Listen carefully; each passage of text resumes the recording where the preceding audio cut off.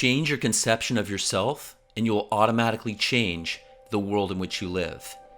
If you want wealth, health, happiness, love, relationships, this will be the most important message you will ever hear and has had the most impact on my life. You and I can contemplate an ideal and become it by falling in love with it. On the other hand, we can contemplate something we heartily dislike, and by condemning it, we will become it.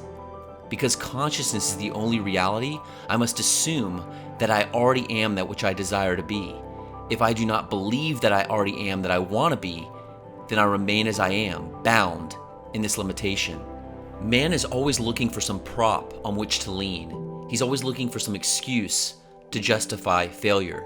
His concept of himself is the cause of all the circumstances of his life. All changes must first come from within himself, and if he does not change on the outside, it is because he has not changed within. But man does not like to feel that he's solely responsible for the conditions of his life.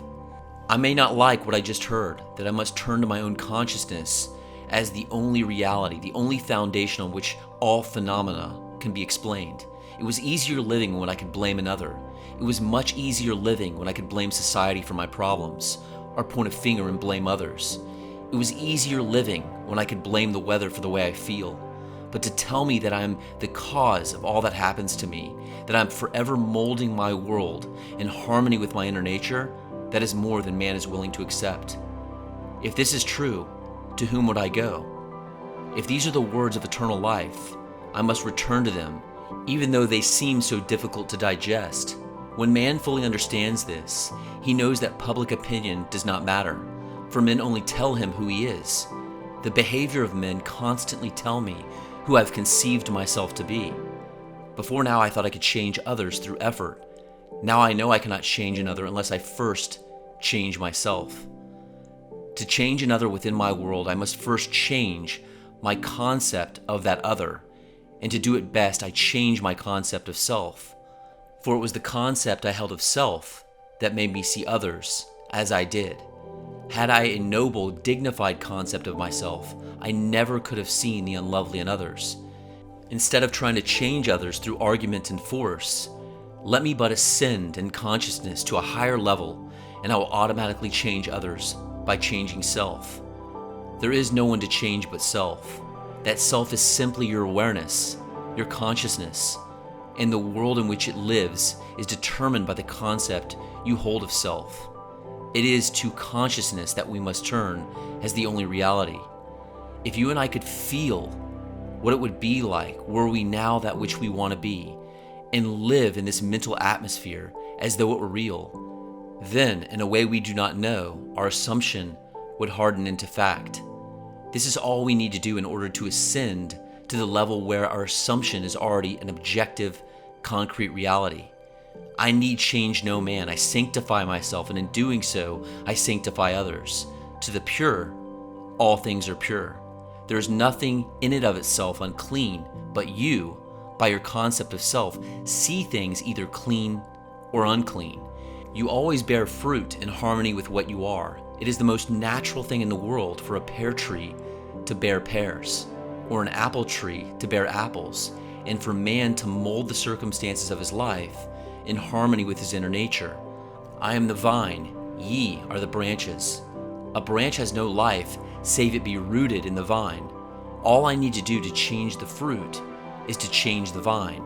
You have no life in my world save that I am conscious of you. You are rooted in me, and, like fruit, you bear witness of the vine that I am. There is no reality in the world other than your consciousness. Although you may now seem to be what you don't want to be, all you need to do to change it and to prove the change by the circumstances in your world is to quietly assume that you are that which you now want to be, and in a way you do not know, you will become it. There is no other way to change this world. I am the way. My I amness, my consciousness, is the way by which I change my world. As I change my concept of self, I change my world. When men and women help or hinder us, they only play the part that we, by our concept of self, wrote for them, as they play it automatically. They must play the parts they are playing because we are what we are. You will change the world only when you become the embodiment of that which you want the world to be. You have but one gift in this world, and that is truly yours to give, and that is yourself. Unless you, yourself, are that which you want the world to be, you will never see it in this world. Do you know that no two of us listening to this live in the same world? We're going home to different worlds tonight. We close our doors on entirely different worlds. We rise tomorrow and go to work, where we meet each other and meet others, but we live in different mental worlds, different physical worlds. I can only give what I am. I have no other gift to give. If I want the world to be perfect, and who doesn't, I have failed only because I did not know that I could never see it perfect until I myself become perfect. If I am not perfect, I cannot see perfection. But the day that I become it, I beautify my world because I see it through my own eyes. Unto the pure, all things are pure. The only thing that you must do is hear what I say through that which you are. It must be filtered through your prejudices, your superstitions, and your concept of self. Whatever you are, it must come through that and be colored by what you are. If you are disturbed and you would like me to be something other than what I appear to be, then you must be that which you want me to be. We must become the thing that we want others to be, or we will never see them be it. Your consciousness, my consciousness, is the only true foundation in the world. But honestly, who am I? If I can deny the limitations of my birth, my environment, in the belief that I am but an extension of my family tree, and feel within myself that which I want to be, and sustain this assumption until it takes a central place and forms the habitual center of my energy. Without thought or effort, I will mold a world in harmony with that ideal which I have assumed and feel springing within me. Our ordinary alterations of consciousness as we pass from one state to another are not transformations, because each of them is so rapidly succeeded by another in the reverse direction. But whenever our assumption grows so stable as to definitely expel its rivals, then that central habitual concept defines our character and is a true transformation. Jesus, or enlightened reason, saw nothing unclean in the woman taken into adultery. He said to her, "Hath no man condemned thee?" She said, "No man, Lord." And Jesus said unto her, "Neither do I condemn thee, and go and sin no more." No matter what is brought before the presence of beauty, it only sees beauty. Jesus was so completely identified with the lovely that he was incapable of seeing the unlovely. This is Christ consciousness. When you and I really become conscious of being love, Christ, we too will straighten the arms of the withered and resurrect the dead hopes of men. We will do all things that we could not do when we felt ourselves limited by our family tree. Any enlargement of our concept of self involves a somewhat painful parting with strongly rooted hereditary conceptions. The ligaments are strong that hold us in the womb of conventional limitations. All that you formerly believed, you no longer believe. You now know that there is no power outside of your own consciousness. Therefore, you cannot turn to anyone outside of self. My experiences have convinced me that there's no way to bring the outer perfection we seek other than by transformation of ourselves. As soon as we succeed in transforming ourselves, the world will melt magically before our eyes and reshape itself in harmony, that which our transformation affirms. We fashion the world that surrounds us by the intensity of our imagination and feeling, and we illuminate or darken our lives by the concepts we hold of ourselves. Nothing is more important to us than our conception of ourselves, and especially is true of our concept of the deep, dimensionally greater one within us. Those that help or hinder us, whether they know it or not, are servants of the law which shapes outward circumstances in harmony with our inner nature. It is our conception of ourselves which frees or constrains us, though it may use material agencies to achieve its purpose. Because life molds the outer world to reflect the inner arrangement of our minds, there's no way to bring about the outer perfection we seek other than by transformation of ourselves. No help cometh from without. It is thus to our own consciousness that we must turn as the only reality, the only foundation on which all phenomena can be explained. We can rely absolutely on the justice of this law to give us only that which is of the nature of ourselves. To attempt to change the world before we change our concept of ourselves is to struggle against the nature of things. There can be no outer change until there's first an inner change, as within, so without.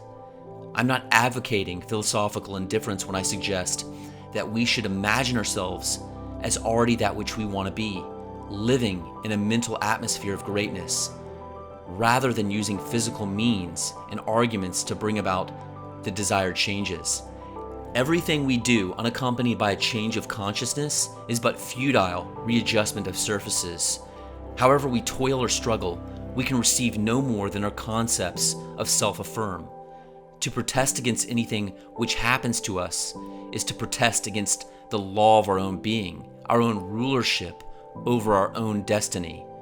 The circumstances of my life are too closely related to my own conception of myself not to have been formed by my own spirit from some dimensionally larger storehouse of my being. If there is pain to me in these happenings, I should look within myself for the cause. For I am moved here and there and made to live in a world in harmony with my concept of myself. If we would become as emotionally aroused over our ideas as we become over our dislikes, we would ascend to the plane of our ideal as easily as we now descend to the level of our hates. Love and hate have magical transforming power, and we grow through their exercise into the likeness of what we contemplate. By intensity of hatred, we create in ourselves the character we imagine in our enemies. Qualities die for want of attention, so the unlovely states might be best rubbed out by imagining beauty for ashes and joy for mourning, rather than by direct attacks on the state from which we would be free. Whatsoever things are lovely and of good rapport, think on these things, for we become that which we are in rapport. There is nothing to change but our conception of self. As soon as we succeed in transforming self, our world will dissolve and reshape itself in harmony, that which our change affirms. I know beyond all doubt that there is nothing for man to do but to change his own conception of himself to assume greatness and sustain this assumption. If we walk as though we already are the ideal we serve, we will rise to the level of our assumption and find a world in harmony with our assumption. We will not have to lift a finger to make it so, for it is already so. It was always so. You and I have descended in consciousness to the level where we now find ourselves, and we see in perfection because we have descended. When we begin to ascend while here in this three-dimensional world, we find that we move in an entirely different environment. We have entirely different circles of friends and an entirely different world while still living here. We know the great mystery of the statement, I am in the world, but not of it. Instead of changing things, I would suggest to all to identify themselves with the ideal they contemplate. There is no one to change but self. All you need to do to make men and women holy in this world is to make yourself holy. You are incapable of seeing anything that is unlovely when you establish within your own mind's eye the fact that you are lovely. It is far better to know this than know anything else in this world. It takes courage, boundless courage, because many, after having heard this truth, will still be inclined to blame others for their predicament. Man finds it so difficult to turn to himself, to his own consciousness, as to the only reality. Really listen to these words. No man can come to me except the Father which hath sent me draw him. I and my Father are one. A man can receive nothing except it be given him from heaven. Therefore doth my Father love me, because I lay down my life, that I might take it again. No man taketh from me, but I lay it down of myself. You did not choose me, I have chosen you. My concept of myself molds a world in harmony with itself and draws men to tell me constantly by their behavior who I am. The most important thing in this world to you is your concept of self. When you dislike your environment, the circumstances of your life, and the behavior of men, ask yourself, who am I? It is your answer to this question that is the cause of your dislikes. If you do not condemn self, There will be no man in your world to condemn you. If you are living in the consciousness of your ideal, you will see nothing to condemn. To the pure, all things are pure. If you found this video valuable, please leave a comment below. I would love to hear your feedback. And if you'd like to learn more about how you can be the best version of yourself so you can create the life you want, please subscribe, and I'll see you in the next video.